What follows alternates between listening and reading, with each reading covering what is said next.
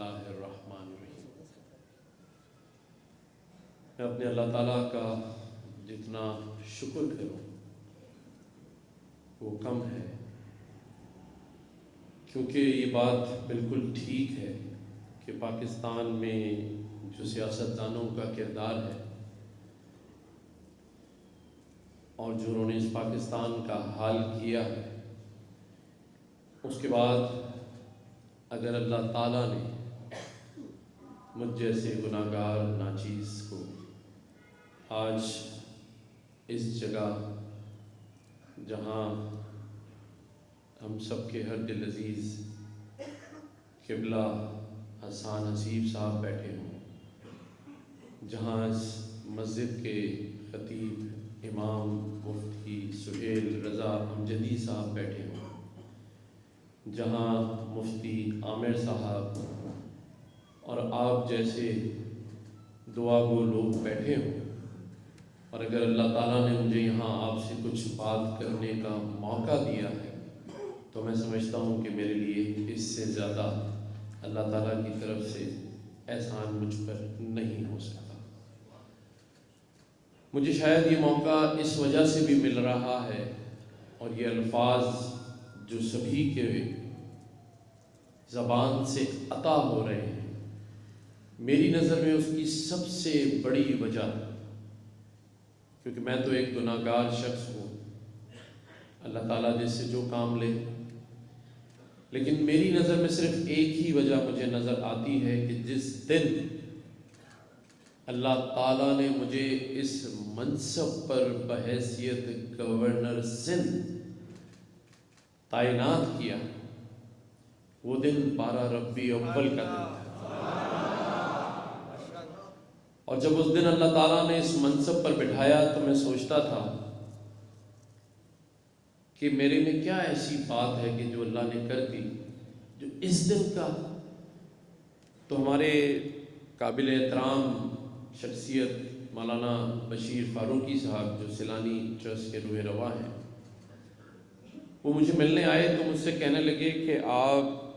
انتظار کریں، اللہ نے اس دن جو آپ کو یہاں بٹھایا ہے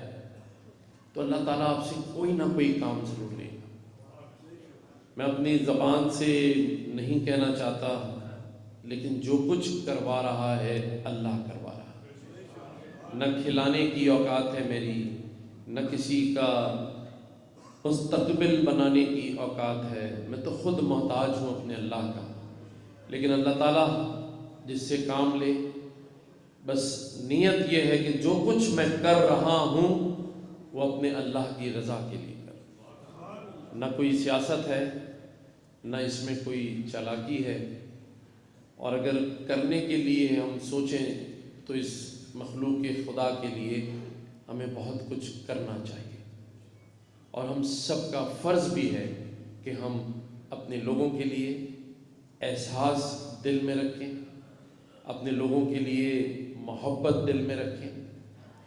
میرا یہ ماننا ہے کہ یہ ملک پاکستان جو کہ اسلامی جمہوریہ پاکستان کہلاتا ہے، جو کہ کلمہ طیبہ کے نام پر حاصل کیا گیا، آج 77 سال گزرنے کے بعد اگر ہم اپنی صرف کوتاہیوں پہ نظر ڈالیں، اگر ہم اپنے گناہوں پہ نظر ڈالیں، تو ہم نے اس ملک کے ساتھ، حکمرانوں نے اپنے لوگوں کے ساتھ کیا کیا نہیں کیا۔ ہم نے کوئی کسر نہیں چھوڑی، لیکن ایک بات غور طلب ہے، ایک بات غور طلب ہے کہ لاکھوں کوتاہیوں اور لاکھوں گناہوں کے باوجود اس ملک کو اللہ تعالیٰ نے بزرگان دین اور ان کی دعاؤں کی وجہ سے بچا رکھا ہے۔ یہ غور کریں، آپ نے سنا ہوگا دنیا میں کسی ملک میں طوفان آیا، شہر ختم ہو گیا، کووڈ آیا، لاکھوں لوگ مر گئے۔ آج آپ دیکھیں اس شہر کراچی میں ہی کئی 100 بار آپ نے سنا ہوگا کہ طوفان آ رہا ہے، یہاں پہنچ گیا ہے، وہاں سے تھوڑے دور ہے، لیکن ایسے بزرگان دین جو کونے کونوں میں ایسے ایسے مزارات جس میں ایسی ایسی شخصیات کیا ذکر کر رہی ہیں، کیا دعائیں کر رہی ہیں کہ لاکھوں لاکھوں لوگ محفوظ ہیں، اور ہر بار اس ملک سے، اس صوبے سے سیلاب آیا، سندھ میں ایسا سیلاب آیا کہ دنیا پریشان تھی، لیکن آج پھر اپنے پیروں پہ کھڑے ہو گئے۔ آج یہ ملک لاکھوں پریشانیوں کے باوجود بھی ان بزرگان دین کی دعاؤں کی وجہ سے میرا ماننا ہے کہ چل رہا ہے، ورنہ ہمارے اعمال ایسے نہیں ہیں، ہے یا نہیں؟ اگر یہ بزرگان دین،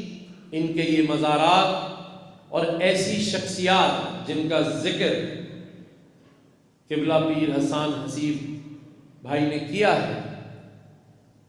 مجھے بتائیں اگر آپ کسی پڑوسی کے گھر پہ بھی جا کے دروازہ بجائیں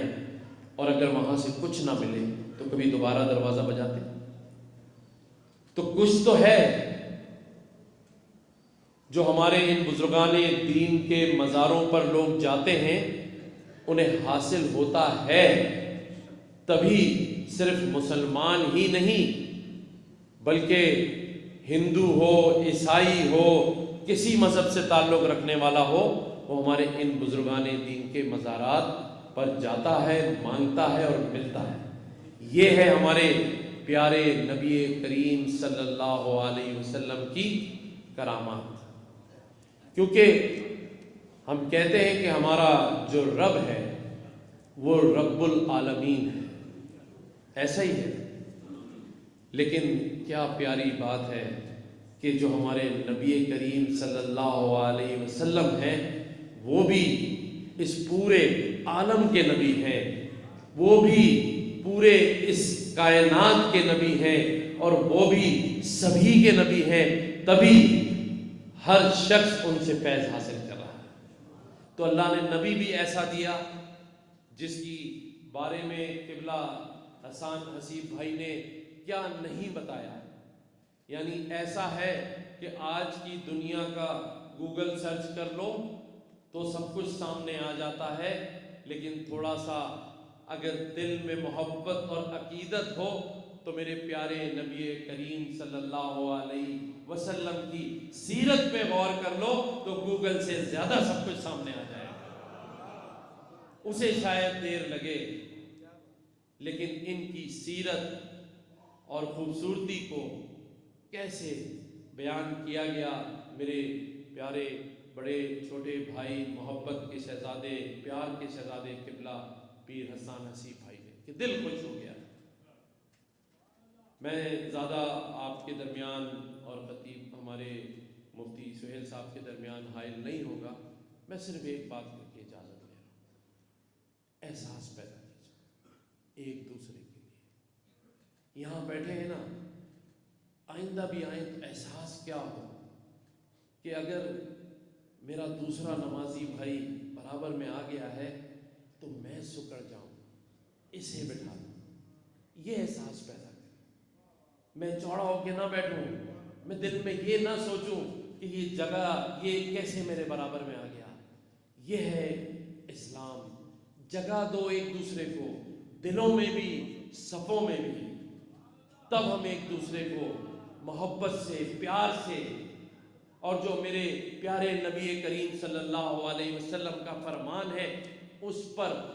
پر عمل کرنے کا پہلا قدم حاصل ہوگا، دلوں میں جگہ پیدا کرنا۔ جو پورا دن پانچوں نمازوں میں اللہ سے دعا مانگتے ہو، کیا مانگتے ہو آخری میں؟ کہ یا اللہ مجھے معاف کر دے، میرے گناہوں کو معاف کر دے، لیکن دل پر ہاتھ رکھیں، اللہ سے تو معافی مانگ رہے ہیں لیکن اپنے پڑوسی کو معاف کرنے کو تیار نہیں۔ سگے بھائی سے اگر ناراضگی ہے تو 10 سال سے ہاتھ نہیں ملا رہے، اگر کسی تاجر نے نقصان کر دیا تو اس کی طرف حقارت سے دیکھ رہے ہیں، اور اپنے اللہ سے پانچوں ٹائم اپنے گناہوں کی معافی مانگ رہے ہیں۔ سب سے پہلے اپنے سارے رشتہ داروں کو معاف کر دیں، اپنے سارے دوستوں کو معاف کر دیں، اور سب سے خود معافی مانگ لیں۔ جب دل میں کسی کے لیے بغض نہ ہو، جب دل میں محبت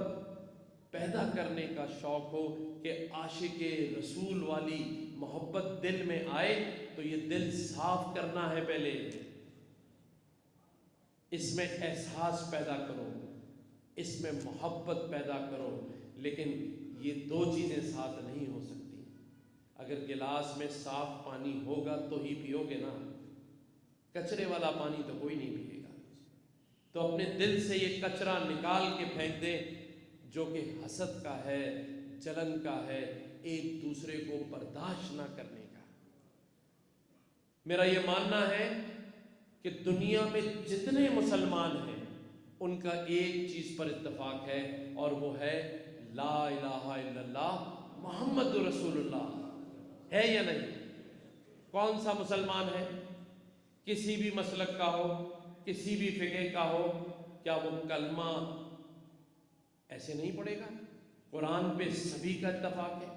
اس کے بعد اگر کسی کا فرقہ، کسی کا فقہ علیحدہ علیحدہ اپنے لوگوں سے بات کرتا ہے، تو میرا یہ ماننا ہے کہ راستے چاہے سبھی کے جدا ہوں، منزل تو ایک ہی ہے، اور وہ منزل یہی ہے کہ میرا رب بھی ایک ہے اور میرا پیارا نبی کریم صلی اللہ علیہ وسلم بھی ایک ہی ہے۔ تو اس چیز کو لے کر اگر ہم بڑھیں، کوئی ایسی طاقت نہیں ہے جو ہمیں ترقی کرنے سے روک سکے۔